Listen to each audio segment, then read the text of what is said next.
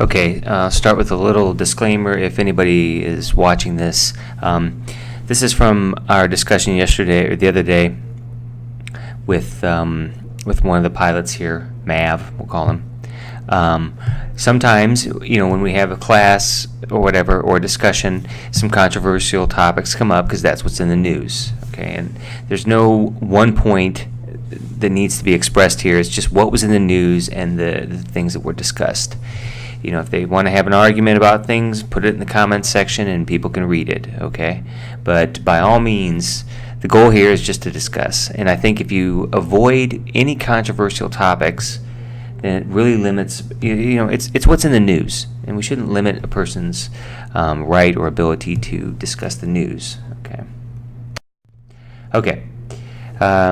We talked about the Aviation English test and some of the role play. And that they're giving me questions, they were asking me questions. Questioning again would be like the police, right? But we were doing the role play situations, and you can only ask them to repeat the question once, right? And that's kind of difficult because sometimes native speakers, we don't pay attention. And I say that, hey, listen, even native speakers. When we talk about this stuff, we have to ask for repeats, or we have to ask you to repeat something. It's not necessarily because the non-native speaker, the Korean guy, the Chinese female pilot, whoever, didn't understand. It's because it's just part of conversation sometimes. Right. So you were taking the EPTA, and you want to say, hey, let me make sure that we've got this straight here, okay?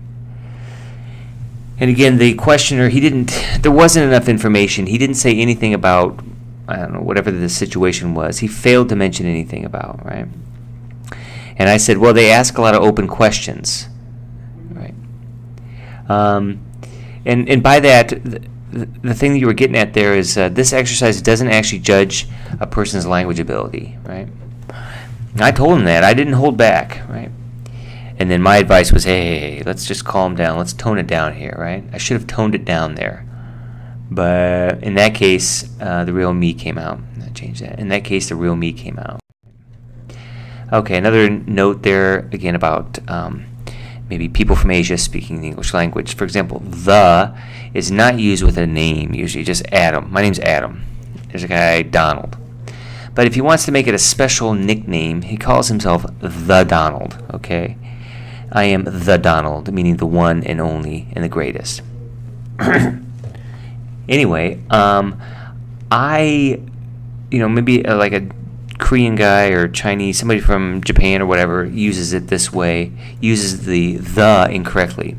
A native speaker or somebody else might think that they made a mistake when they actually did not make a mistake, right? So, stuff like this can come up in a test as well. Right. Now this is again,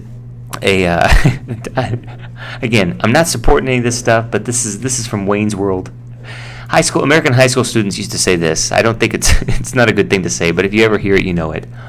Which again is my position with any curse words or cuss words or anything like that.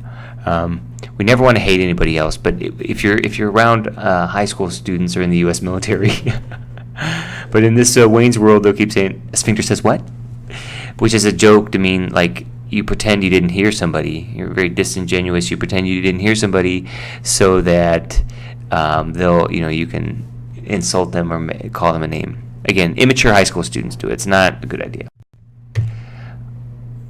Also, you brought up greases. It greases the wheels, puts grease on the wheels. Means makes things easier. In the past, I worked at another job, and we had someone who arranged the schedule for the instructors. And if you bought them a nice cup of coffee, they try to help you out a little bit. That really puts grease on the wheels. If you come to a class and you're kind of ready and you've already drunk coffee, and you're ready to sit there and have the class, that's like putting oil on the wheels. The thing runs better. The thing works better, right? Because you're telling a story about your daughter, teaching English. What about her, huh? Your mother, blah, blah, blah, mo, mo, mo, yada, yada, yada. I use this from the Seinfeld clip here. What did they talk about yesterday? Oh, a lot of stuff. I don't remember. A bunch of yada, yada, yada. A bunch of blah, blah, blah. Also, your phone was on with the notifications were on while you're on the bus. So you'd hear Obama saying, "Cacao talk," which was funny. Some people, when they get on the bus, they leave their notifications on. They keep their notifications on. They keep the app running. Right. Double down. This came up. Double down is when you should surrender or quit, but you get down. You double down. Means don't give in, don't surrender. You do twice as much. For example, I went to Las Vegas. I placed a bet of $50,000 and I lost. My friend said, "Let's go home." But instead of going home, I placed another bet of $50,000 or $100,000, whatever. I doubled down. I like to double down. I double down every time I go to Vegas. This is incomplete here.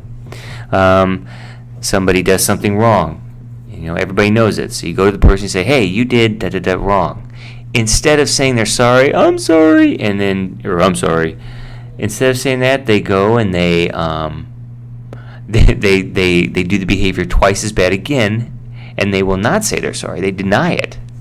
Pak Geun-hye was good at this. "I didn't do that." Yes, you did. She really doubled down. You should say you're sorry, but instead you go down harder and try to avoid the consequence. Okay, there's also a double down sandwich. Maybe you'll see this from KFC, because they don't just have some meat; they have 2 chicken patties, no bread. That's called the double down. By the way, that sandwich, another name. We went out for burgers, and I had the heart attack sandwich. It had 6 hamburger patties on it, and 5 strips of bacon. A meat lover's paradise, or a heart attack sandwich. A sandwich with a lot of meat. I don't remember the story you told me, but that was one of the worst stories I've heard. That is the worst story that I've ever heard. Right? We also talked about, we got into evolution. We've evolved over time. We have common ancestors, ethical questions. I also like the idea that everybody is an African, deep down inside. Deep down inside, we're all Africans. They say, scientists say, because that's where our DNA can be traced back to, if you believe in that sort of thing. Right? We talked about some of the training issues, or some like using logic. You have to, we know how to use logic generally, but sometimes you really have to understand the logic behind how something works. You have to know how it works, the principles of logic behind it, behind the political system, for example. You have to keep yourself up to date. You have to keep yourself up to date. I wrote that twice. The life expectancy for Korea is getting longer and longer. We are living and working longer. I think the average life expectancy is 77 years. I'm not quite sure. Seabiscuit, you don't throw a whole life away just because he's banged up a little bit, or some horse, maybe somebody's injured or whatever. You don't throw a whole life away just because somebody's banged up. Now, I would say this about people who think about committing suicide. Life's tough, but don't throw the whole thing away. Oops. Yeah. The vast majority. We talked about mob rule and the current climate with kind of the Me Too movement, or the harassment issues, right? Due process. This came up too, is a political thing. In a true democracy, you have to have due process. You can't attack your political rivals. You can't use things unfairly. Now, mob rule, again, is just people attacking and not, trying to find out the facts. Again, there are total gangster criminals out there who want to use the lawyers to protect themselves, even though everybody knows they're dirty. Right? Also, Matt Damon brought up the idea that, people should differentiate between crimes. The law should be consistently applied. The law applies to everybody. Rule of law. The law should not be manipulated by popularity or who's in power. This guy came up, Son Soo-ki, and we talked about him, and you said he's very passionate, but he's a journalist, and sometimes he does maybe try to sway public opinion. You said manipulate. Manipulate is okay. Manipulate is fine, but usually it's sway public opinion. Okay. Yeah. You also said my big hope is that he keeps the balance. I hope that he doesn't misuse the trust that he's gained from people, because he can sway people. He can influence them. That's the big problem. I can't even think of one reporter off the top of my head who would be able to replace him, because I asked you and I said, hey, do you know anybody who would be able to replace Sun Suu Kyi? No. A lot of that movement started out with good intentions, but it's become a political tool. Probably because there's the man behind the scenes controlling everything. There's political parties controlling things. You'd also call that the puppet master. And for the right-wing conservatives in America, the ultimate puppet master, the ultimate man behind the scenes is George Soros. He's controlling everything, they say. True colors again. Sometimes in a crisis, you see somebody's true colors. Sometimes when somebody's really angry, that's when you see how they really are. There's also a Cyndi Lauper song, True Colors Shining Through.